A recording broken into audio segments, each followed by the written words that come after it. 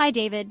Before we finalize everything, can we go through the different parts of the financial statements to ensure everything is accurate? Of course, Emma. Let's start with the balance sheet, which provides a snapshot of our assets, liabilities and equity as of the end of the reporting period. Have you checked the assets section? Yes, I have. The assets, which include cash, accounts receivable, and property, are all recorded correctly. I also ensured that we depreciated the equipment accurately before we updated the figures. Good. While I was reviewing the liabilities section, I noticed that some of the accounts payable needed adjustments because they weren't updated when the last invoices were received. I've now reconciled those entries. Perfect. I also verified the equity section, which reflects retained earnings and shareholder contributions. Everything matches after I adjusted for the dividends paid during the quarter. That's great to hear. Moving on, the income statement, which shows our revenue and expenses, has been prepared.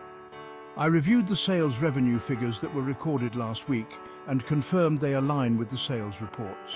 Excellent. I also checked the operating expenses while I was balancing the accounts.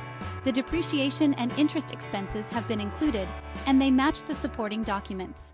Now let's discuss the cash flow statement, which outlines the cash movements during the period. I completed it yesterday after I reconciled the cash receipts and payments. Great. We should also look at the statement of changes in equity, which summarizes the changes in retained earnings and other equity items. Did you update it after adjusting the net income figures? Yes, I did. I added the details of the dividends declared and ensured they matched the cash flow details. Everything is aligned now. Finally, the notes to the financial statements, which provide explanations and additional information, have been drafted.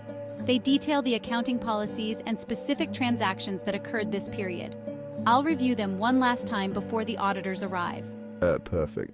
Let's finalize everything, and when the auditors review these documents, they'll have all the information they need. Sounds like a plan. Thanks for the thorough review.